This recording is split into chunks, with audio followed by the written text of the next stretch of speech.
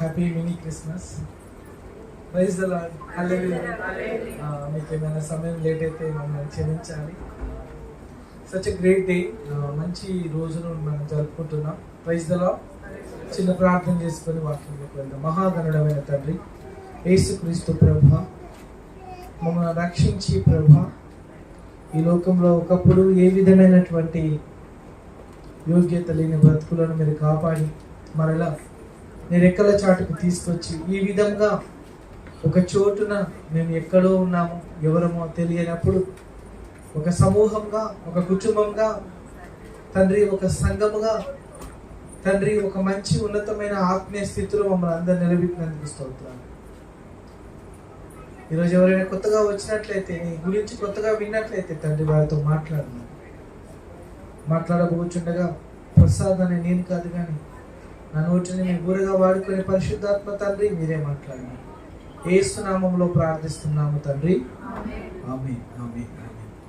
ఇక్కడికి వచ్చిన ప్రతి ఒక్కరికి ప్రభువైన యేసుక్రీస్తు నామములో నా ప్రత్యేకమైన వందనాలు. దేవుడు మిమ్మల్ని దీవించిన గాక. మీ పక్క వాళ్ళతో ఈ మాట చెప్పండి. నేడు మీకు సమాధానం వచ్చి ఉన్నది. నేడు మీకు సమాధానం వచ్చి ఉన్నది. నేడు మీకు విజయం వచ్చి ఉన్నది. నేడు మీకు వెలుగు వచ్చి ఉన్నది. నేను ఈ మాటలు ఎందుకు చెప్తున్నానంటే దేవుడు మనతో పలికిన మాటలు. Praise the Lord. మత్తయి సువార్త 1వ అధ్యాయము 18వ వచనం. మత్తయి సువార్త 1వ అధ్యాయము 18వ వచనం నుండి యేసుక్రీస్తు జనన విధం ఎట్లనగా ఆయన తల్లి అయిన మరియా యోసేపునకు ప్రదానము చేయబడిన తరువాత వారేకము కాకమునకు ఆమె పరిశుద్ధాత్మ వలన గర్భవతిగా ఉండెను. ఆమె భర్త అయిన యోసేపు నీతిమంతుడై ఉండి ఆమెను అవమానపరచనొల్లక రహస్యముగా ఆమెను విడనాడ ఉద్దేశించెను. దేవుడు తన లోకానికి ఎంత కావలసిన వాడో, ఎంత విలువైన వాడో ఆయనకు తెలుసు. కానీ మనకు తెలియాలి ఆయన ఎంత విలువైన వాడో, ఎంత కావలసిన వాడో. ఆయన ఏది కూడా దాచిపెట్టలేదు. ఈ సృష్టిలో, ఈ శూన్యములో, ఈ క్రియేషన్ లో ఆయన వచ్చుటకు మార్గమైనటువంటి తన తల్లి పేరు, తండ్రి పేరు, ఆయనకు ఏది రహస్యంగా ఉంచుకోవాల్సిన అవసరం లేదు. అందుకే ఇక్కడ ఒక మాట స్టార్టింగ్ లో అన్నాడు, యేసుక్రీస్తు జనన విధం ఎట్లనగా. అంటే ఆయన పుట్టుక మనుషులందరూ పుట్టినట్టుగా లేదు. మనుషులందరికి పుట్టినట్టుగా ఆయన పుట్టుక ఉందా? లేదు. ఆయన పరిశుద్ధాత్మ వలన ఆమె తల్లి అయిన మరియా గర్భవతి ఆయన. ఓకే, నెక్స్ట్ 20వ వచనం నుండి చదువుకుందాం. అతడు ఈ సంగతులను గురించి ఆలోచించుకొనుచుండగా ప్రభువు దూత స్వప్నమందు అతనికి ప్రత్యక్షమై దావీదు కుమారుడైన యోసేపు నీ భార్య అయిన మరియను చేర్చుకొనుటకు భయపడకుము. ఆమె గర్భము ధరించినది పరిశుద్ధాత్మ వలన కలిగినది. చదువు. ఆమె యొక్క కుమారుని కనును తన ప్రజలను, గుర్తుపెట్టుకోండి దేవుని వాక్యము, దేవుని స్వరము. ఆమె ఒక కుమారుని కనును తన ప్రజలను వారి పాపముల నుండి ఆయనే రక్షించును. కనుక ఆయనకు యేసు అని పేరు పెట్టుదురు. మరి యేసు అంటే ఏమనుంది? రక్షకుడు. యేసుక్రీస్తు జననము కాబోతుండగా ఆయన ఈ లోకానికి ఎగ్జాక్ట్లీ, ఇది 2024 కదా, 2024వ సంవత్సరం అంటే ఎగ్జాక్ట్లీ 2024 సంవత్సరాల క్రితం మొదలైపోయిన మొదటి రోజున జరిగిన కార్యక్రమం. ఆ రోజు అంటున్నాడు ఆయన పేరు రక్షకుడుగా ఈ భూమి మీదకి రాబోతున్నాడు. మొదటిది దేవుడు బయలుపరిచిన మాట, ఆయన పేరు రక్షకుడు. ఎవరిని రక్షకుడు అని పిలుస్తాం మనం? ఎవరిని రక్షకుడు అని పిలుస్తాం? కాపాడే వాడిని రక్షకుడు అని పిలుస్తాం. Praise the Lord. అంతేనా? కమోన్. ఎవరు కాపాడతారు? దేని నుండి కాపాడాలి? ఎవరి కోసం రక్షకుడు? దేనికి రక్షకుడు? ఇది సత్యం. ఎందుకు మనం ఈ క్రిస్మస్ అనే వేదిక సంవత్సరానికి ఒకసారి జరుపుకునేది కాదండి. ప్రతి నిమిషము, ప్రతి హృదయంలో జరుపుకోవాల్సింది, ప్రతి జీవితము, ప్రతి కుటుంబములో జరుపుకోవాల్సింది. ఏమిటి అంటే ఆ రక్షకుడు నిన్ను రక్షించి ఉన్నాడు. ఆ రక్షణ ఒక రోజుతో వచ్చిపోయింది కాదు, యుగ యుగములు, యుగ సమాప్తి వరకు, నిత్య పరలోక రాజ్యం వరకు మనల్ని ఉంచబోయేది. సరే, అయితే ఇప్పుడు ఈ రక్షణ గురించి మాట్లాడుకుందాం. ఏమిటి ఈ రక్షణ? ఆయన ఏమంటున్నాడు ఇక్కడ చూడండి, దేవుని వాక్యము 21వ వచనములో, ఆమె ఒక కుమారుణ్ణి కనును, తన ప్రజలను. ఎవరి ప్రజలను? తన ప్రజలను. ఎవరి గురించి మాట్లాడుతున్నాడు ఇక్కడ? తన ప్రజలంటే ఎక్కడో ఉన్న ఇజ్రాయెల్ దేశంలో ఉన్న యూదుల గురించా? ఇస్రాయేల్ ప్రజల గురించా? కాదు, తన ప్రజలను. ఎవరు తన ప్రజలు? చాలా మందికి తెలియాల్సిన ప్రశ్న సమాధానం ఏంటంటే, యేసుక్రీస్తుని సిలువకు అప్పచెప్పినటువంటి వంశం ఏదన్నా ఉంది అంటే అది యూదులు, ఇశ్రాయేలు ప్రజలు. యేసు ప్రభు ఇశ్రాయేలు ప్రజల కోసం వచ్చాడా? కాదు, తన ప్రజలు. ఇక్కడ అంటున్న వాక్యం ఏమిటంటే తన ప్రజలు. తన ప్రజలు ఎవరు? ఎవరు తన ప్రజలు? ఎవరు అంటున్నాడు ఇక్కడ తన ప్రజలు అంటే? ఆదికాండం 1వ అధ్యాయం 26వ వచనంలో ఇదిగో ఇక్కడ ఒక చక్కని మాట మన కొరకు చదివిస్తా ఉన్నాడు.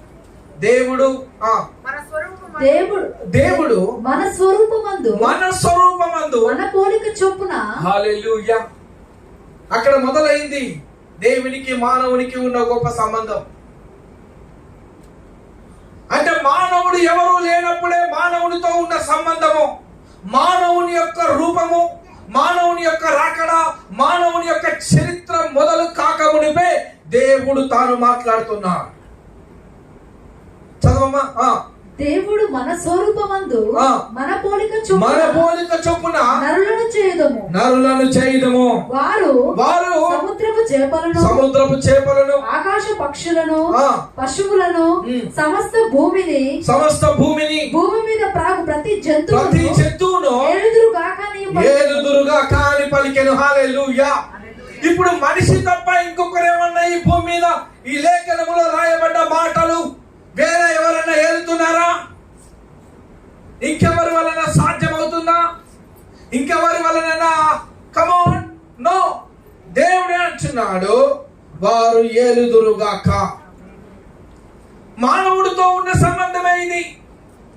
కానీ మానవుడితో తెగిపోయిన సంబంధాన్ని బట్టి యేసుక్రీస్తు భూమికి మరలా వచ్చి ఉన్నాడు.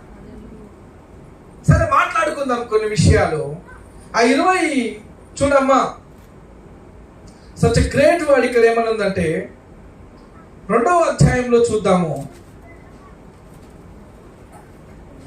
2వ అధ్యాయంలో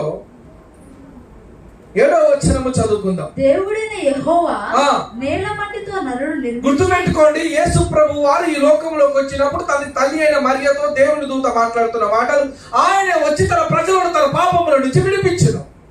తన ప్రజలు ఎవరు? తన రూపము చొప్పున చేయబడ్డ వారు తన ప్రజలు. తన ప్రజలు ఎవరు? తన పోలిక చొప్పున చేయబడ్డవారు ప్రజలు. తన ప్రజలు ఎవరు? తను ఎలా ఉన్నాడో అలాగా ఉన్నవారు ప్రజలు. ప్రియ స్నేహితులారా, మీరు ఆలోచించండి. తన ప్రజలైనటువంటి మొట్టమొదటి మానవుణ్ణి చేసిన విధానం ఇక్కడ.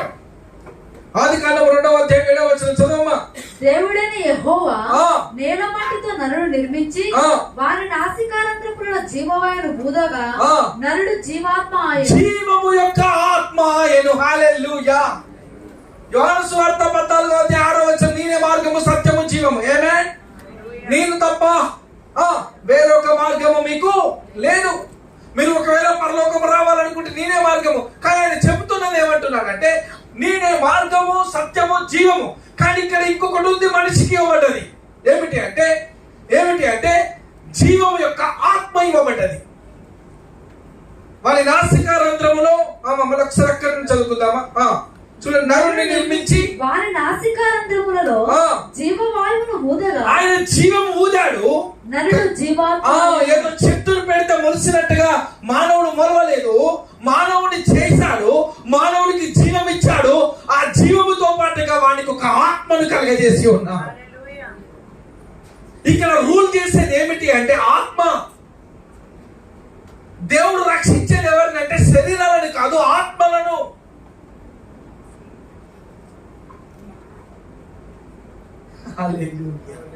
ఎవరు ఆత్మ? ఎవరు అంటే ఏమో వాళ్ళక్కడ పక్కన వాళ్ళకు ఉందేమో ఆత్మ అనడానికి లేదు. ప్రతి ఒక్క మానవుడికి ఒక ఆత్మ ఉంది. ఆ ఆత్మ గురించి నీకు ఆలోచించాలంటే పరిశుద్ధ గ్రంథమే చెప్తుంది. ఆ ప్రాణము గురించే సకల విధములైనటువంటి శాస్త్రములు రాస్తున్నది, విశదీకరించేది, ఇంకా వర్ణించేది, ఇంకా రీసెర్చ్ చేసేది, ఇంకా ఎన్నో. ఇక్కడ అదే రాస్తున్నాడు ఏమనంటే జీవవాయువును ఊదగా నరుడు జీవాత్మ అయ్యాడు. What amazing word. నరుడు ఎలాగయ్యాడట? నరుడు ఒంటరిగా నరుడుగా లేడు, ఆ నరుని లోపల ఒక ఆత్మ కలిగిన నరుడుగా ఉన్నాడు. అందుకే ఆ ఆత్మ కలిగిన నరుణ్ణి ఏమన్నాడు? మొట్టమొదటి నరుణ్ణి ఆదాము అన్నాడు. ఆ తర్వాత ఏం చేస్తాడంటే మానవుడు ఒక్కడు ఉండగలుగుతాడా ఒంటరిగా? చెప్పండి, బ్రతకగలుగుతాడా? మానవుడు ఎప్పుడు ఒంటరిగా బ్రతకలేడు. అనిపించచ్చు నేను అందరికి దూరంగా పోతే బాగుండాలి, అది కొన్నాళ్ళ వరకే. అంతకు మించి ఆ వ్యక్తి దూరంగా పోయి సాధించేది ఏమైనా ఉందా? లేదు. ఇది సత్యం, మీరు గమనించండి. నాకు వాళ్ళతో వీళ్ళతో అట్లా కాదు. కొన్నాళ్ళ వరకే నువ్వు ఉండగలుగుతావేమో, అన్నాళ్ళు నీ వల్ల కాదు. ఎందుకంటే చూడండి, ఆదికాండము 2వ అధ్యాయంలో ఈ మాట చెప్పబడి ఉన్నది 19వ వచనములో. దేవుడైన యెహోవా ఒక్క నిమిషం 20వ వచనం చదువుకుందాం. అప్పుడు ఆదాము సమస్త పశువులకును ఆకాశ పక్షులకును సమస్త భూజంతువులకును పేర్లు పెట్టెను. అయినను ఆదామునకు సాటి అయిన సహాయము అతనికి లేకపోయేది. అయితే ఆదాముకి ఏమైపోయిందంటే ఇక్కడ సాటి అయిన సహాయము లేకపోయింది. ఆయన వద్ద ఏమేమి ఉన్నాయి? ఇప్పుడు కనుక మనం పెంచుకుంటున్నాం కుక్కలని అనొద్దేమో, నన్ను తిడతారేమో. కొన్ని ఇళ్లలోకి పోయినప్పుడు, నేను హౌస్ విజిటింగ్ పోయినప్పుడు నేను అంటున్నాను, ఈ కుక్క పేరు ఏమైనా అడిగారు ఒకసారి. రియల్లీ నేను అడిగాను, ఈ కుక్క పేరు అంటే సారీ బ్రదర్, దాని పేరు ప్రతి. నాకు అర్థం కాలేదు, నిజంగా చెప్తున్నా. ప్రతి అని ఒక వాళ్ళని పిలుచుకుంటా ఉండేది అప్పుడప్పుడు. రియల్లీ సత్యం. శివ అంటే ఈ మనిషికి ఇప్పుడు మనిషి ఏదైతే కోరుకుంటున్నాడో గుర్తుపెట్టుకోండి, ఆనాడ ఒంటరిగా ఉన్న మనిషికి ఇప్పుడు మనుషులందరికంటే ముందే తెలివి ఉన్నది. అన్ని ఉన్నాయి, అన్ని జంతువులు ఉన్నాయి, ఆకాశ పక్షులు ఉన్నాయి, అన్ని లోబడేస్తున్నది. ఇప్పట్లాగా మనం భయపడిపోయేలాగా చూడండి, జంతువులను చూసి పరిగెత్తలాగా లేదు. అప్పుడున్న ప్రతి జంతువు ఆయనకు లోబడుతుంది, స్నేహం చేస్తాడు, చేస్తాడు. మనం జూలో ఉన్న సింహాన్ని చూడడానికే కనీసం 50 మీటర్లు 100 మీటర్లు దూరం నుంచి. ఆయనకు అంత అవసరం లేదు. ఎందుకంటే అప్పుడు ఆయనకు మరణము అన్న భయం లేదు కనుక. అండర్స్టాండ్? మరణము అన్న భయము లేదు. కమాన్. ఈరోజు కూడా దేవుని పిల్లలకు సెలవిస్తున్న మాట ఏమిటంటే మరణమునకు మీరు భయపడకండి, ఎందుకంటే ఆయన ఈ మరణమును మృంగివేసి ఉన్నారు. వాక్యం మీకు అర్థం అవ్వాలని చెప్తున్నాను. ఓకే, సాటి సహకారం అతనికి లేనప్పుడు ఆయన ఎలా ఉన్నాడంటే మౌనమైపోయాడు. అప్పుడు దేవుడు ఏం చేశాడంటే ఆదాముకు గాఢ నిద్ర కలగజేసి ఏమన్నాడు? ఆయన ప్రక్కటి ఎముకలను ఒక ఎముకని తీసి ఆయన ఏం చేశాడు చెప్పండి? ఒక స్త్రీగా నిర్మించి ఆయన ముందుకు తీసుకొచ్చి పెట్టాడు. నాకు ఇంకా అర్థం కాని విషయం ఏమిటంటే మానవ పరిణామంలో నిజంగానండి, మీరు తప్పు పట్టకూడదు కానీ సత్యం మాట్లాడుతున్నాను. ఈ దేవుడు వచ్చి ఇంకా ఇతడు చేయట్లేడు ఆమెను. చూడండి, ఇక్కడ ఒక మాట చదువుకుందాం 22వ వచనం నుండి. తర్వాత దేవుడైన యెహోవా తాను ఆదాము నుండి తీసిన ప్రకటెముకను స్త్రీనిగా నిర్మించి ఆమెను ఆదామునొద్దకు తీసుకొని వచ్చాను. అప్పుడు ఆదాము ఇట్లనెను, ఆమెను ఆదామునొద్దకు జస్ట్ తీసుకొని వచ్చాడు. వెంటనే ఆదాము మాట్లాడుతున్నాడు. కమాన్. నా ఎముకలలో ఒక ఎముక, ఆ.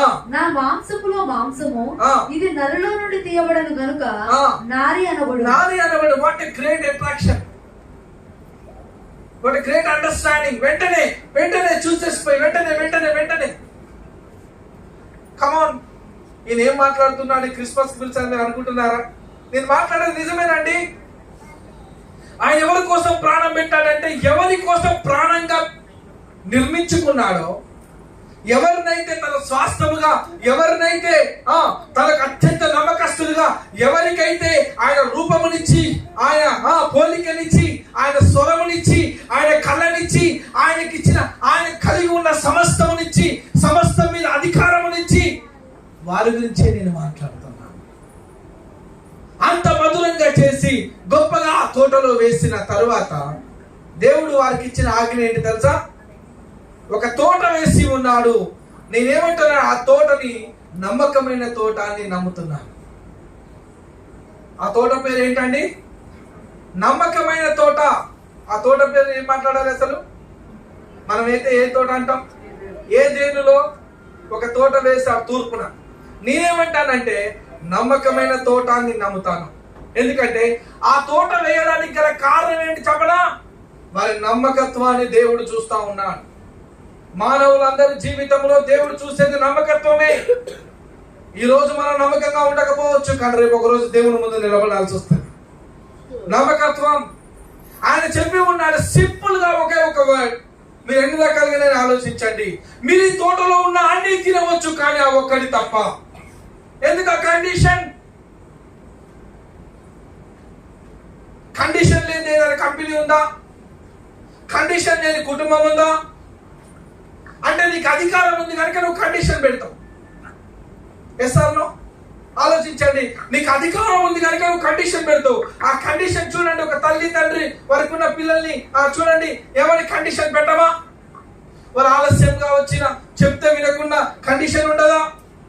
వారిని పనిష్మెంట్ చేయాలన్నా కండిషన్ పెట్టేది? నో. ఎందుకు కండిషన్ పెడుతున్నామంటే సక్రమంగా నడవాలని చెప్పి. దేవుడు కూడా ఆ పండు తిని మీరు చచ్చిపోవాలని దేవుని ఉద్దేశం కాదు, కానీ దేవుని భయం మీకు ఉండాలనేది దేవుని ఉద్దేశం.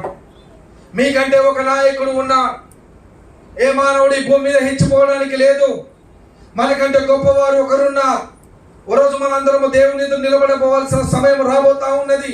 యేసుక్రీస్తు ఆయన పుట్టుకకు ముందే చెప్పబడ్డ మాట ఏంటంటే, ఆయన వచ్చి తాను తన ప్రజలను రక్షిస్తానని చెప్పాడు. ఆ ప్రజలు ఎవరో కాదు, మనమే. మనలాంటి అనేక మంది, ఎంతో మంది ప్రజలు ఉన్నారు. అనుకోవచ్చు ఏముంది ఇందులో అంటే, అందులోనేముంది సత్యం. ఎందుకంటే ఆయన చెప్పిన మాట వారు ఏది అయితే తినకూడదు అన్నారో, వారికి వచ్చే టెంప్టేషన్స్ కావచ్చు, థర్డ్ పర్సన్ కావచ్చు, ఇంకేదైనా. మనం తప్పు చేసి వాళ్ళ వల్ల నేను తప్పు చేస్తానంటే సమాజం అంగీకరిస్తుందా? లేదు. నీ బుద్ధి నీకేమైపోయింది? వాళ్ళ బుద్ధి ఏమైపోయిందంటే అతిక్రమం వైపు ఆలోచించింది. అందుకేమన్నాడంటే పాపమును గర్భము ధరించి చెప్పండి ఏమైపోయిందట? పాపము పరిపక్వమై మరణమును కనెను. అండర్స్టాండ్? పాపం అంటే ఏమిటో కాదు, ఆజ్ఞ అతిక్రమమే పాపం. కమాన్. అక్కడి నుంచి తప్పిపోయిన మానవుడు జన్మతో సహా పాపిగా, ప్రతి మానవుడు తల్లి గర్భములో నుండే, అంటే అది జన్మ పాపముగా ప్రతి మానవునికి అవతరించింది. మీరు అనుకోవచ్చు, ఎందుకు మేమేం తప్పు చేస్తాం, మాకు ఆ పాపం మేము చేయలేదు కదా అంటే, మీరు ఆలోచించండి. మనము చేస్తున్న బలహీనతల విషయంలో, మనం కలిగి ఉన్న జీవితంలో ఎన్నో రకాల బలహీనతలు కలిగి ఉంటాం. మరి ప్రభువు ఈ బలహీనతను బట్టి ఆలోచిస్తున్నాడంటే కాదు, కానీ మన జీవితంలో యేసుక్రీస్తు అన్న సత్యవంతుడు వచ్చినప్పుడు ఆయన నేర్పించే పాఠం ఏమిటంటే, నీకు తెలుసో నీకు తెలియకనో, మళ్ళీ గుర్తుపెట్టుకోండి, నీకు తెలుసో నీకు తెలియకనో నీ జీవితానికి వచ్చిన పాపానికి విముక్తి ఎవరంటే యేసు రక్తము. ఆ యేసే ఈ లోకానికి కొన్ని 24 సంవత్సరాల క్రితం ఈ భూమి మీద మానవాళి కోసం జన్మించాడు. Praise the Lord. Hallelujah. Praise the Lord. ఎందుకు జన్మించాల్సి వచ్చిందంటే కారణం ఒకటే, ఆయన తన ప్రజలను పాపముల నుండి విడిపిస్తున్నాడు. విడిపించడం అనే పదానికి నిజమైన అర్థం నేను చెప్పనా? యేసు ప్రభు వారి లోకానికి వచ్చారు, జన్మించారు. ఆయన వచ్చిన పర్పస్ ఆయనకు తెలుసు. ఆయన ఈ లోకంలో సంచరించే సమయం కూడా వచ్చింది. అప్పుడు ఆయన పరిచర్యకు సిద్ధమైపోయిన తర్వాత ప్రియులారా, ఒకరోజు ఆయన ఒక ప్రదేశానికి వెళ్తా ఉన్నాడు. సువార్తలోని భాగంగా వెళ్తున్నప్పుడు అక్కడున్న ప్రజలందరూ ఒక వేశ్యని పట్టుకొని వచ్చి, చిన్నలు మొదలుకొని పెద్దల వరకు రాళ్ళు పట్టుకోరామని, చంపాలనుకోరామని వెంట పరిగెత్తి, ఆమె ఒక్కది అక్కడ కూర్చుంది, అందరు రాళ్లతో ఉన్నారు. అప్పుడు యేసు అక్కడ ఉన్నారు. గుర్తుపెట్టుకోండి, ఒక భక్తుడు అన్నాడు, నిజమైన క్రిస్మస్ అంటే యేసు పుట్టాడని కాదు, యేసు నాలో పుట్టాడని సెలబ్రేట్ చేసుకోవడమే నిజమైన క్రిస్మస్ అన్నాడు ఆయన. నేను విన్నాను ఆయన ప్రసంగం, అద్భుతం అనిపించింది. యేసు నాలో పుట్టెను. ఎవరు యేసు?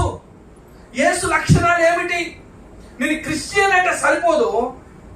నేను మతస్థుని. మతం అనేది నిన్ను ఎన్నడూ మార్చలేదు. మతం ఏనాడు నిన్ను పరలోకం తీసుకెళ్ళలేదు. నిన్ను మార్చాలన్నా, నీ జీవితానికి పరలోకం కావాలి అన్నా యేసు ఒక్కడే మార్గము, యేసు ఒక్కడే. ఆ యేసు అక్కడికి వెళ్ళినప్పుడు అందరూ రాళ్లతో పట్టుకొని ఉన్నా. అప్పుడు యేసు ప్రభు వెళ్ళి అక్కడ అంటున్నాడు, మీలో పాపం లేని వాడు మొదటగా ఆమె మీద రాయి వేయండి. ఆయన మౌనంగా కిందికి వంగి రాస్తా ఉన్నాడు. మరలా లేచి చూశాను.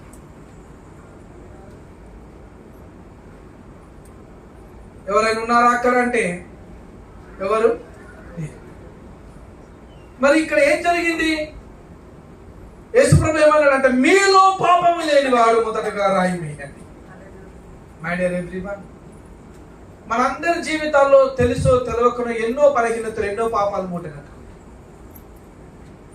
మనకు అర్థం కావట్లేదు. అంతే, నేనే నీతిమంతుడు, నేనే పరిశుద్ధుడు. ఇంతకుముందు మా బాబాయ్ గారు మధుసూదన్ గారు చెప్పినట్టుగా ఏం మాట అంటే, అది నేను మనుషుల నుంచి పర్ఫెక్ట్నెస్ నేను ఎదురు చూస్తున్నాను. Nobody is perfect in the world. ఏ ఒక్క వ్యక్తి భూమి మీద నీతిమంతుడు లేడు.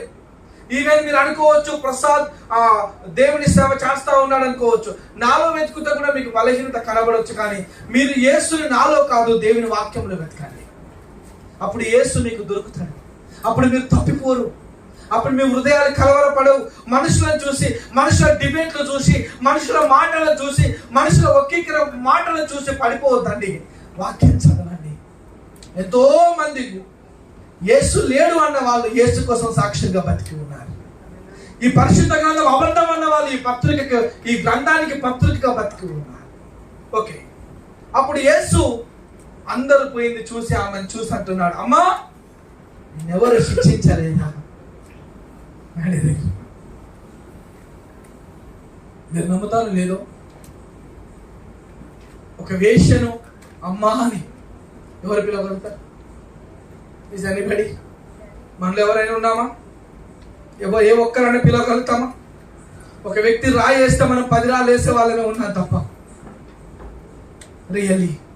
కానీ నా యేసు భూమి మీద సువార్త చేసినప్పుడు ఏమిటి నాలో ఉదయించాల్సిన క్రిస్మస్ అండ్ రియాలిటీ అంటే, వాళ్ళలో ఉన్న బలహీనతను కాదు నేను చూడాల్సింది, వాళ్ళకు జరగబోయే న్యాయాన్ని మాట్లాడాలి, వాళ్ళు పొందుకోవాల్సిన జీవితాన్ని మాట్లాడాలి. అప్పుడు యేసు అంటున్నాడు, అమ్మా నిన్నెవ్వరు శిక్షించలేదంటే, లేదు నేను కూడా నిన్ను శిక్షించను. హల్లెలూయా. నేను కూడా నిన్ను శిక్షించను. ఇక నుండి నువ్వు ఏ పాపము చేయక నీతిగా బతుకు. Hallelujah. It's a great testimony. Hallelujah. అంటే లోకంలో అందరూ చూసినట్టుగా యేసు మనుషులను చూడట్లేడు. ప్రియులారా, మనుషులందరూగా మనుషులను ట్రీట్ చేసినట్టుగా యేసు ట్రీట్ చేయట్లేడు. మనం అనుకోవచ్చు, వీడు ఇంత బలహీనుడు, ఇంత పాపి, ఇంత దుర్మార్గుడు, ఇంత తాగుబోతు, ఇంత తిరుగుబోతంటే, ఇక్కడ తాగుబోతు తిరుగుబోతు అందరికంటే ముందు పేరు నాదే. కానీ ఆయన కృపను పొందుకున్న వ్యక్తులలో నేనే ముందుకుంటా కావచ్చు. నా జీవితం అందరికీ తెలుసు, నా కుటుంబానికి. ఆయన కృపను పొందుకోవాలి. ఆ క్రీస్తు యొక్క తత్వం ఏమిటంటే, మానవులకున్న బలహీనతను కాదు క్రీస్తు చూసేది, ఆయన నింపే కృపను దేవుడు చూస్తాడు. ఆయన ప్రేమ మన లోపల నింపబడాల్సింది. ఓ రోజు అలాగే ప్రయాణం చేసుకుంటూ స్వార్థలో భాగంగా అనేక మంది జనం, ఆ జనం మధ్యలో యేసు వెళ్తా ఉన్నారు. ఒక చెట్టు మీద ఎవరండి ఆయన పేరు జక్కయ్య అనే ఒక పొట్టివాడు ఆ చెట్టు ఎక్కి ఉన్నాడు. చెట్టెక్కి ఆయన పొట్టివాడైనందువలన ఆ జనములలో యేసు వచ్చుట ఆయన కనబడలేదు. అప్పుడు ఆ చెట్టెక్కి చూస్తుంటే అందరు నవ్వుతా ఉన్నారు. ఆ తర్వాత యేసుప్రభు అక్కడికి వెళ్ళిన తర్వాత నేను అంటున్నాను ప్రియులారా, యేసుతో పక్కన ఉన్నంత మాత్రాన యేసు హృదయంలో వారు ఉన్నారని కాదు. ఆ సత్యాన్ని నేను ఆ రోజు తెలుసుకున్నాను. ఆ వాక్యంలో యేసు హృదయంలో ఉండబడాలి అంటే యేసు కోసం ఎదురు చూడాలి. Understand this word? అర్థమైందా? యేసు పక్కన ఉంటే నేను చర్చికి వెళ్ళినంత మాత్రాన, లేకపోతే నేను సభలకు వెళ్ళినంత మాత్రాన కాదండి. యేసు కోసం ఎదురు చూడాలి. యేసు కోసం. ఆయన ఎవరు? యేసు. అక్కడున్న వాళ్ళందరిలో ధనవంతుడు ఎవరంటే ఆ జక్కయ్య. యేసు ఎవరో చూడాలనుకున్నాడు. ఆ యేసు వచ్చినప్పుడు జక్కయ్య నువ్వు దిగో, నేను నీ ఇంటికి వస్తానన్నాడు ఆయన. హల్లెలూయా. అప్పుడు అందరూ ఏమంటున్నారు తెలుసా? యేసు వద్దకు వచ్చి, అయ్యో ఏంటి ఆ పాపి వద్దకు నువ్వు వెళ్తున్నావా? అండర్స్టాండ్? యేసు మనుషులను చూసేది పాపులను చూస్తున్నాడా? ఆయన ఏమంటున్నాడంటే నశించిన దాన్ని వెతికి రక్షించుకున్నటకు మనుష్య కుమారుడి లోకంలోనికి వచ్చాను. నశించిన దాన్ని రక్షించుకున్నటకు. రక్షించబడ్డ వాళ్ళ హృదయాలు దేవునికి తెలుసు. నేను నమ్ముతున్నాను మీరు ఎక్కడెక్కడి నుండో ఇక్కడ దాకా వచ్చి ఉన్నారు. మీరు రెగ్యులర్ గా చర్చికి వెళ్ళొచ్చు, వెళ్ళకపోవచ్చు, యేసు గురించి వినొచ్చు, వినకపోవచ్చు, కానీ సత్యాన్ని మీతో మాట్లాడుతున్నాను ప్రియులారా. మా 5 ఏళ్ల నిరీక్షణ ఈ హైదరాబాద్ లో. నేను సింగపూర్ దేశం నుంచి వచ్చిన తర్వాత ఎన్నో కళలతో అక్కడికి వెళ్ళి నేను ఇక్కడికి వచ్చిన తర్వాత నాలో ఉన్న ఒకటే ఒక కళ ఏంటంటే, నిజంగా నశించిపోతున్న ఆత్మ యొక్క విలువ నాకు తెలుసండి. ఆ ఆత్మ ఎలాంటి ఘోష పడుతుందో నాకు తెలుసండి. ఆ ఆత్మ ఒకవేళ మనిషి క్రీస్తు రక్తం చేత కడగబడకుండా, ఒకవేళ యేసు క్రీస్తు పరిచయం కాకపోతే వేరే విషయం, పరిచయం అయి కూడా ఆ వ్యక్తి క్రీస్తు గురించి తెలుసుకోకుండా ఆయనని తీసివేసి, ఒకవేళ ఆ సత్యాన్ని మీరు కనుక ఒక్కసారి అన్వేషించకపోతే ఆ ప్రాణము తర్వాత ఆ ఆత్మ ఘోష తెలిసిన వ్యక్తిగా నేను మీతో మాట్లాడుతున్నాను. నిజంగా మాట్లాడుతున్నాను ప్రియులారా. ఆ జక్కయ్యతో అంటున్నాడు, వెంటనే నేను నీ ఇంట ఉంటాను అంటే జక్కయ్య అంటున్నాడు. Immediately he was realized. వెంటనే ఆయన ఏమంటున్నాడంటే, నా ఆస్తి ఇప్పుడే సగం బీదలకు ఇస్తున్నాను. ఆ నెక్స్ట్ వర్డ్ ఒక మాట అంటున్నాడు, నేను ఇందులో ఎవరికైనా అన్యాయం చేస్తే తిరిగి 4 రెట్లు తిరిగిస్తానని ఆయన. యేసు మనలో ఉండడం అంటే అది. ఆమేన్. మనం అన్యాయం చేస్తే తిరిగి ఇవ్వగలిగే స్థితిలో ఉన్నామా? First word. రెండో వర్డ్, 4 రెట్లు ఇవ్వగలుగుతామా? అసలు మనం ఎవరికైనా అన్యాయం చేస్తే ఆ అన్యాయం పైన వ్యక్తి ఏమంటాడంటే, నాది నాకు ఇస్తే చాలు అంటాడు. అండర్స్టాండ్? కానీ నేను నమ్ముతున్నాను, యేసు నీలో ఉదయించడం అంటే ఏమిటి అంటే, నువ్వు యేసుకు మాదిరిగా బ్రతకడం. ఈ లోకంలో నువ్వు యేసుకు మాదిరిగా బ్రతకడం, సాక్షిగా బ్రతకడం. ఇక నమ్ముదాము ఏమిటి ఈ సత్యం ఇక్కడ అంటే, మనుషులను చేసి ఉన్నాడు ఆయన పోలిక చొప్పున. మనుషులను జీవం ఇచ్చాడు, ఆత్మలు ఇచ్చాడు. మనుషులు దేవుడు చెప్పిన మాట వినక తప్పిపోయినారు. ఆ తప్పిపోయిన మానవుని వెతుకుతూ దేవుడు ఎంతో మంది ఆయన వాక్కుని పంపాడు, ప్రవక్తలను పంపాడు, రాజులను పంపాడు, ధర్మశాస్త్రాన్ని పంపాడు, దూతలను పంపాడు. మనుషులందరూ ఏం చేశారంటే, అందులో కొందరిని చంపేశారు, అందులో కొందరిని హేళన చేసేశారు, అందులో కాలం కలిసిపోయింది, అందులో ధర్మశాస్త్రము ప్రపంచానికి తీసుకెళ్ళలేకపోయారు. చివరిగా ఏమైపోయిందంటే, ఆ దైవ కుమారుడే మానవాళి పాపముల కొరకు ఈ లోకంలోనికి మనుష్య కుమారుడుగా ఈ లోకంలోకి రావడం జరిగింది.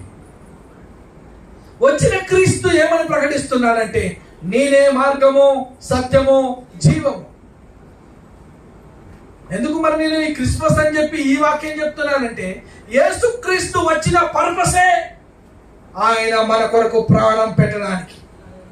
యేసుక్రీస్తు భూమి మీద జన్మించడానికి కారణం ఆయన అల్లారు ముద్దుగా అమెరికన్ ప్రెసిడెంట్ అయి ఇండియా ప్రెసిడెంట్ అవడానికి కాదు. ఆయన ప్రతి మానవుని పరలోకం తీసుకెళ్ళడానికి, ప్రతి ఒక్క వ్యక్తికి ఆయన రక్తంలో ఉన్న ప్రెషియస్ ఆ సాల్వేషన్ మనిషికి ఇవ్వడానికి ఈ లోకంలోనికి వచ్చి ఉన్నాడు. అలా వచ్చిన క్రీస్తు ఈ లోకంలో ఒంటరిగా మొదలుపెట్టిన ఆ ప్రయాణం, తనతో పాటు ఆ 12 మందిలో ఒక వ్యక్తి తననే అప్పచెప్పి తనకు హానికరంగా ఉన్నాడు. ఆ మిగిలిన పట్టుకొని ఆ 11 మంది ఇంకో వ్యక్తిని చేర్చుకున్నారు. ఆ 12 మంది, ఆ 12 మంది కాస్త ఈ ప్రపంచానికి ఈరోజు భారతదేశం, ఈ భారతదేశంలో తెలంగాణ, ఈ తెలంగాణలో హైదరాబాద్, ఈ హైదరాబాద్లో ఈ మారుమూల ఎక్కడో ఈ చిన్న స్థలంలో మనం క్రీస్తు గురించి మాట్లాడుతున్నామంటే ఆయన అనాది కాల సంకల్పం అండి. ఆయన కనుచూపండి. ఆయన నిన్ను చూస్తున్న దేవుడు అయ్యి.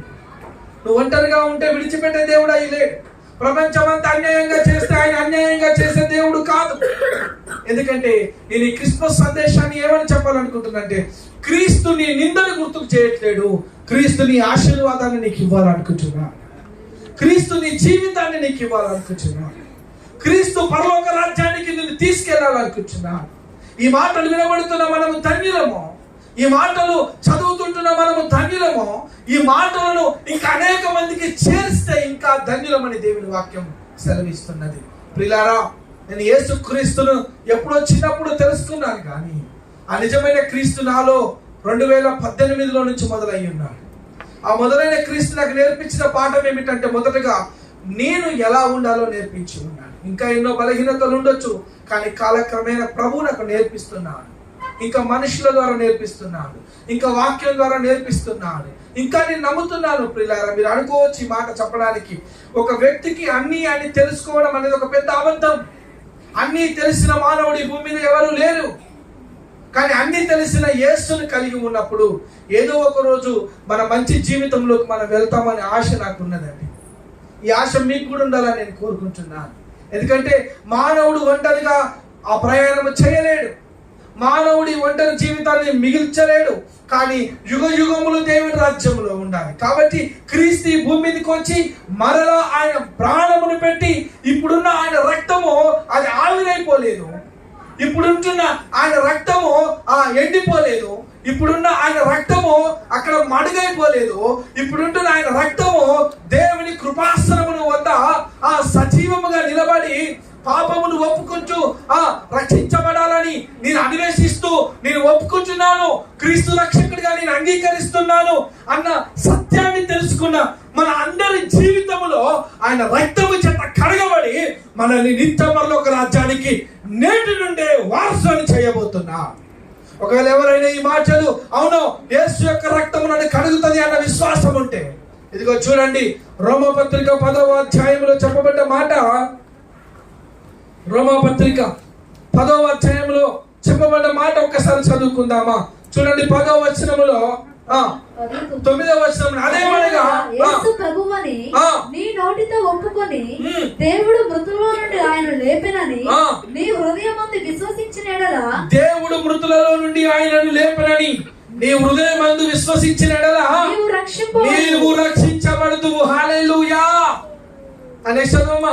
ఏలయనగా నీతి కలుగునట్లు మనుష్యుడు హృదయములో విశ్వసించును, రక్షణ కలుగునట్లు నోటితో ఒప్పుకొను.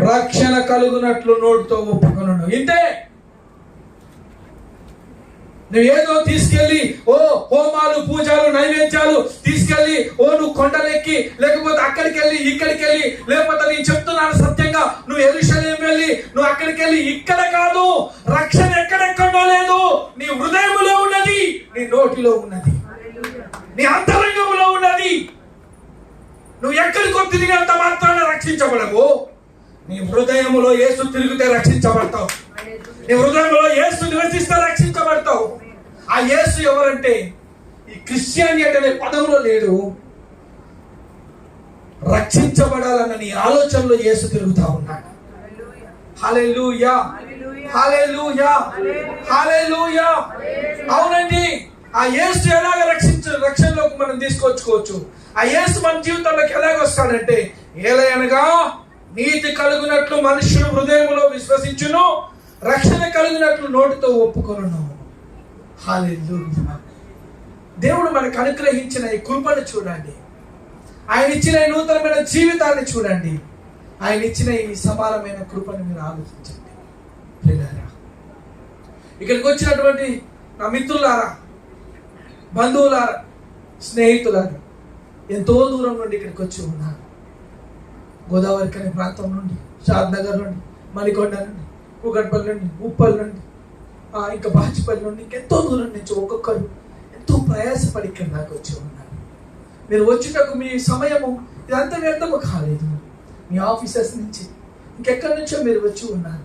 ఈ సమయంలో మీకు వినబడే మాట యుగ యుగములో నిన్ను దేవునితో ఉంచుకోబోతున్న మాట, తరతరములో నిన్ను నిత్య పరలోక రాజ్యములో నడిపించబోతున్న మాట. నీ హృదయంలో క్రీస్తు ఉన్నాడా? ఈరోజు నేను చెప్పాల్సిన సత్యం ఏంటంటే, నీలో క్రీస్తుని నింపుకోవాలి. అదే నిజమైనటువంటి క్రిస్మస్, అదే నిజమైన జీవితం, అదే నిజమైన ఆనందం. ఆ ఆనందమే దేవుడు మన లోపల నింపాలని ఇంత సంతోషంతో నడిపిస్తున్నాం. మొదలుపెట్టిన ఈ ప్రయాణం నిజంగా చెప్తున్నాను, నేను ఈ హైదరాబాద్లో మొదలుపెట్టినప్పుడు ఏమీ కనబడలేదు. ఈరోజు చెప్తున్నాను, ఎంతమంది నాకున్నారు. హల్లెలూయా. ఇంకెంతమంది కాదు, మనతో పాటు ఇంకెంతో మంది ఉన్నారు. ఇంకెంతో మంది, ఇంకా సర్వలోకమునకు వెళ్ళే కృప మన మీద ఉన్నది. ఈ కృప కేవలము క్రీస్తు యొక్క కృప మాత్రమే తప్ప మనుషుల శ్రమ కాదు, ఇంకా వేరే ఏమి కాదు. దేవుడు ఈ మాటలను మన జీవితాల్లో ఫలింపచేయుగాక. ఆమేన్. చిన్న ప్రార్థన చేస్తాను. ఎవరైనా క్రీస్తుకు నేను అవకాశం ఇస్తాను అన్న వాళ్ళు ఉన్నట్లయితే, నేను నిజమైన క్రీస్తుని నా హృదయంలో మోస్తాను. నా జీవితంలో ఉన్నటువంటి నా గతాన్ని, నా బలహీనతను నేను పక్కన పెట్టి ఒక్కసారి నేను క్రీస్తుతో మాట్లాడతాను. ఒక్కసారి క్రీస్తుకు నేను అవకాశం ఇస్తాను. ఎన్నోసార్లు మనుషులకు అవకాశం ఇచ్చాం, ఎన్నోసార్లు డాక్టర్స్కి అవకాశం ఇచ్చినాం, ఎన్నోసార్లు స్నేహితులకు అవకాశం ఇచ్చినాం, ఎన్నోసార్లు ఎంతమందికి. కానీ ఒక్కసారి నీ మాటలు వింటున్నా, నీ సృష్టికర్త అయినా నీ దేవుడైన యేసు నీకోసం ప్రాణం పెట్టి తిరిగి లేచి నేనే మార్గము సత్యము జీవమన్న యేసుకు ఒక్కసారి అవకాశం ఇద్దామా? Let's pray. అందరం కళ్ళు మూసుకున్నట్లయితే ప్రార్థన చేద్దాం. దేవానికి స్తోత్రాలు చెల్లిస్తున్నా, రక్షకానికి స్తుతులు చెల్లిస్తున్నా. దేవా, నీ ఉన్నతమైన నామానికి వేలాది వందనాలు. మా ప్రభువా, మా తండ్రి, నీకు స్తోత్రాలు చెల్లిస్తున్నా. దైవమా, దైవమా, దైవమా, దైవమా, నీకు వందనాలు. నీవు తప్ప మమ్మల్ని ప్రేమించి వారు ఎవరున్నారు ప్రభు? అవును తండ్రి, ఈ విత్తబడ్డ వాక్యమును మేము నమ్ముతున్నాము. మా కొరకు నీలాగా ప్రాణం పెట్టేవారు ఎవరున్నారయ్యా? తిరిగి లేచేవారు ఎవరున్నారయ్యా? మేము గుడ్డిగా, లేకపోతే తండ్రి మనుషుల మాటలు చెప్పినంత మాత్రాన్ని కాదు, కానీ నీ సత్యమైన వాక్యమును ఈ చరిత్రలో నువ్వు ఉన్నావని మేము నమ్ముతున్నాం తండ్రి. అయ్యా, నీకు స్తోత్రములు చెల్లిస్తున్నాం. ఆనాడు నీ మాటకు లోబడక నీ జనులు అబ్బా ఆదాము తోటలో పడిపోయి ఉన్నారేమో. మరొక మారు ఈనాడు నీ మాటకు లోబడే జనులుగా మమ్మల్ని చేయండి తండ్రి. ఈనాడు ఈ మాటకు లోబడి మా జీవితాలను నిలబెట్టే బిడ్డలుగా మమ్మల్ని మార్చండి ప్రభువా. మా జీవితాల్లో నూతనమైన ఆరంభాన్ని ఇవ్వండి నాయన. అయ్యా, ఈ నూతనమైన సంవత్సరంలోకి మేము అడుగు పెట్టబోతున్నాం తండ్రి. ఈ పాత గతించిన సంవత్సరంలో మా జీవితాల్లో ఎన్ని ఓటములు ఉన్నాయో, ఎంత బలహీనత ఉన్నదో, ఎంత మేము లోబడకుండా ఉన్నామో తండ్రి క్షమించండి. అయ్యా, మమ్మల్ని నడిపించండి. నీ బలమైన కృప చేత ముందుకు తీసుకెళ్ళండి. నీ దయతో కనికరించండి, కాపాడండి. నీ అనుగ్రహమును మా అందరికీ అందించండి. ఎవరైనా ప్రభువా అయ్యా మొండి విశ్వాసంతో ఉంటే వాళ్ళ హృదయాలను తాకండి ప్రభువా. అయ్యా, ఈ లోకంలో నాతో ఎవరున్నా లేకపోయినా ఆదరించి వారు మీరు, చేర్చుకొని వారు మీరు తండ్రి. యేసు, నీకు స్తోత్రాలు చెల్లిస్తున్నాను. అయ్యా, నీకు వందనాలు చెల్లిస్తున్నాను. నీవు మమ్మల్ని ఆదరించే దేవుడవై ఉన్నా, నీవు మమ్మల్ని కనికరించే దేవుడై ఉన్నా. యేసు, నీకు స్తోత్రాలు చెల్లిస్తున్నాను. యేసు, యేసు, నీకు స్తోత్రాలు. అయ్యా, ఎవరైనా హృదయంలో ఇదిగో యేసుకు నేను అవకాశం ఇస్తున్నాను అన్నవా దేవా, వారి హృదయాలను మీరు తాకండి ప్రభువా. వారి ద్వారాలను మీరు తెరవండి నాయన. వారి సమస్యలను నేడు నేను విడుదల ప్రకటిస్తున్నా. జీవం కలిగిన యేసు నామములో వారి సమస్యలు మాయమైపోవును గాక. నూతనమైన కృపలోనికి నీ బిడ్డలు నడిపించబడుదురు గాక, నూతనమైన శక్తిలోనికి నడిపించబడుదురు గాక. మరి హృదయంలో ఎంత వేదన ఉన్నా నజరేయుడైన యేసు నామములో నేను విడుదల ప్రకటిస్తున్నా. మానవాళి రక్షణ కొరకు తండ్రి దైవముగా తండ్రి పరలోకం విడిచిపెట్టకుండా భాగ్యం ఎంచుకొని తండ్రి నీకు తెలుసు నాయన, అదంతా కూడా ఎంత భాగ్యమో తెలిసి ఈ మానవాళి కొరకు నీ చివరి రక్తపొట్టు వరకు భూమి మీద కార్చి ప్రతి మానవుణ్ణి రక్షించి నీ నిత్య పరలోక రాజ్యానికి మమ్మల్ని నడిపిస్తున్న మా తండ్రి నీకు స్తోత్రాలు. నీ కృపను మా అందరి హృదయాల్లో నడిపించండి, దయతో కనికరించండి నాయన. యేసు నీకు స్తోత్రాలు చెల్లిస్తున్నాను. యేసు నడిపించండి. యేసు నీకు స్తోత్రాలు చెల్లిస్తున్నాను. యేసు నీకు వందనాలు చెల్లిస్తున్నాను. రక్షక బలమైన దేవుడా, మా అందరి హృదయాల్లో వెలిగించండి, నూతనమైన వెలుగును ఇవ్వండి నాయన. ఒకవేళ మా జీవితాలు ప్రపంచాన్ని చూడడానికి ఆశీర్వాదకరంగా లేవేమో, ఒకవేళ తండ్రి మా బ్రతుకుల్లో నిజంగా మీరు కనబడతలేరేమో, మమ్మల్ని కనబడేలా వ్యక్తులుగా చేయండి తండ్రి. అయ్యా మా మాటను ఇదిగోండి తండ్రి, మా మాటను 10,000 మందిలో విలువైన మాటగా మీరు చేయమని ప్రార్థిస్తున్నాను తండ్రి. నీ కృప చూపించమని ప్రార్థిస్తున్నాను తండ్రి. నీ దయతో మీరు కనికరించమని ప్రార్థిస్తున్నాను.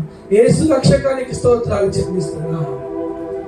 పశుశాలలో నీవు పవలించినావు,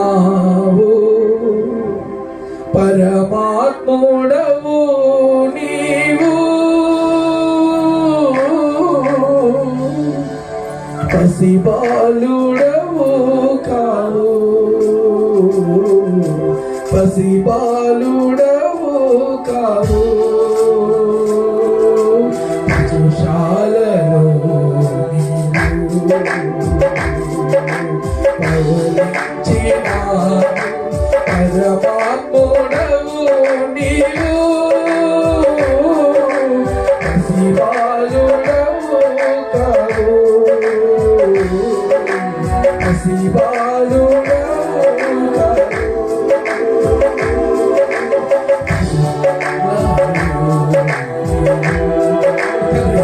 అయ్యా నీకు వందనాలు.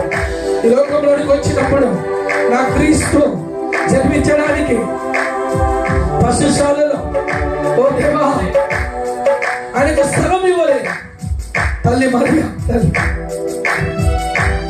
ఆమె ఈ లోకంలో ఎవరు నా అనుకున్నారు, ఎవరు నా సొంత వాళ్ళు అనుకుంటారు, ఎవరు స్థలం ఇవ్వలేదు.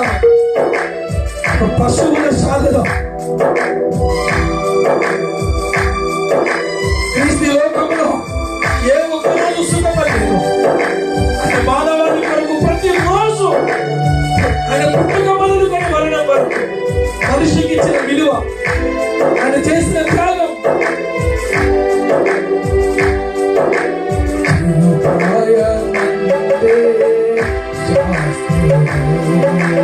సరితూగలే బోధకులు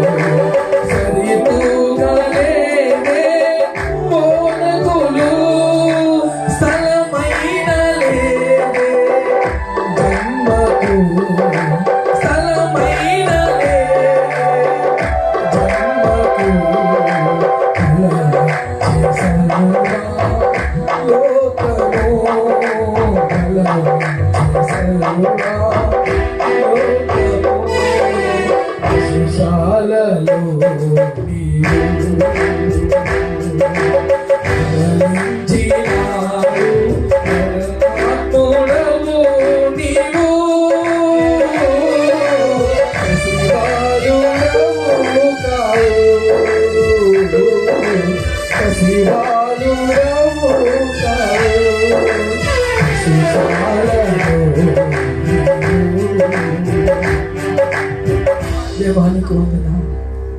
రక్షక మనుషులను ప్రేమించింది ఈ లోకంలో తండ్రి. ఈ లోకంలోనికి మీరు వచ్చినప్పుడు, ఈ లోకంలో నుండి మీరు తిరిగి వెళ్ళినప్పుడు ఈ లోకము శాశ్వతమైనది కాదని మీకు తెలుసు. నీకంటూ ఈ లోకంలోకి స్వాస్థ్యము మీ బంగారాలను మేమే తండ్రి. మానవాళి కొరకు మీరు కార్చిన రక్తం, మీరు పొందిన వేదన, దెబ్బలు, అవమానం ఇవన్నీ కూడా మేము గుర్తు చేసుకుంటున్నాం. మమ్మల్ని రక్షించిన కొరకు వచ్చిన నాదా యేసు, యేసు ఈ ఒక్కరు తప్పిపోవద్దు. యెహోవా కాళ్ళు పట్టుకొని ప్రార్థిస్తున్నాను ప్రభువా, నీ ఒక్కరిని రక్షించండి. ప్రతి ఒక్కరిని రక్షించు ప్రభు. యేసు, మా అందరి జీవితాల్లో మీరు కార్యాలు చేయండి. మా కుటుంబాలకు వెలుగుగా చేయండి. నశించిపోతున్న ప్రతి ఆత్మను రక్షించండి. మాకు ఇచ్చిన ఈ అవకాశాలు బట్టి స్తోత్రాలు చెల్లిస్తాం. ఇంకా ఈ నూతనమైన కృపతోటి మరణమాడి విజయం ఎక్కడ, నీ బలం ఎక్కడ, మరణమును పాతాళములోకి తొక్కి నిత్యపరలోక రాజ్యములోనికి నీ రక్తము చేత మమ్మల్ని నడిపించిన నీ నామములో మేము విజయం పొందుకుంటున్నాము. లోకంలో దేనికి భయపడక, సిగ్గుపడక, అవమానములకు తల వంచక, నిత్య స్వరూపైన యేసు నామములో బలం పొందుకొని నీ బిడ్డలుగా ఈ లోకంలో మేము నివసించే కృపను, వాక్యమును, బలమును మాకు అందరికీ అందించమని, మితబడ ఈ వాక్యమును మా అందరి జీవితాల్లో ఫలింప చేయమని యేసు నామములో ఈ ప్రార్థన అడిగి పొందుకుంటున్నాము తండ్రి. Amen. Hallelujah, hallelujah. Thank you so much my dear everyone. దేవుడు మిమ్మల్ని దీవించును గాక. God bless you all. ధన్యవాదాలు. Praise the Lord. Thank you Prasad for wonderful message. మరి మనం ఆల్మోస్ట్ చివరికి వచ్చేసామండి. ఇప్పుడు బ్రదర్ జాన్ గారు వచ్చి మనల్ని చివరి కార్యక్రమంలో నడిపిస్తారు. కొంచెం సర్ప్రైజెస్ ఉన్నాయండి. అందరు అక్కడ రిజిస్టర్లో పేరు రాసుకున్నారా? రాయని వాళ్ళు ఎవరంటే ఇప్పుడు రాసుకోవచ్చు, రాయొచ్చు. Last opportunity. ఒకసారి చేయలేపండి.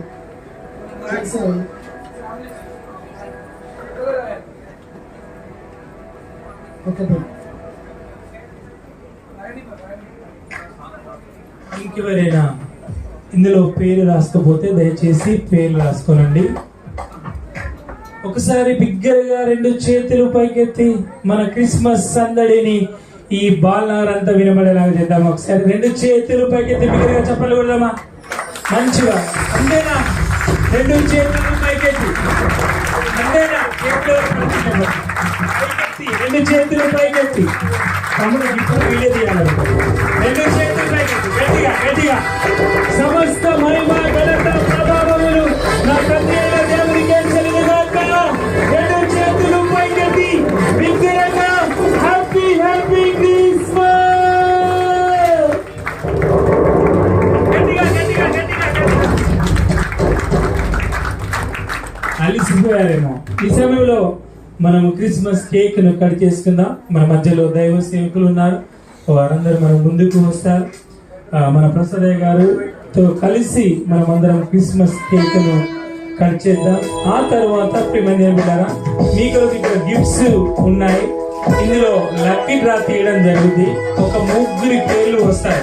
ఇక్కడ చిన్న బిడ్డలు ముందుకు వచ్చి పేర్లు తీస్తారు. Third prize, second prize, first prize, ఇవి 3 ప్రైజులు ఉంటాయి. దేవుని కృప ఎవరిపైన అధికంగా ఉందో, మరి దేవదూత అంటది దేవుని వల్ల మీరు కృప పొందిన వాళ్ళు.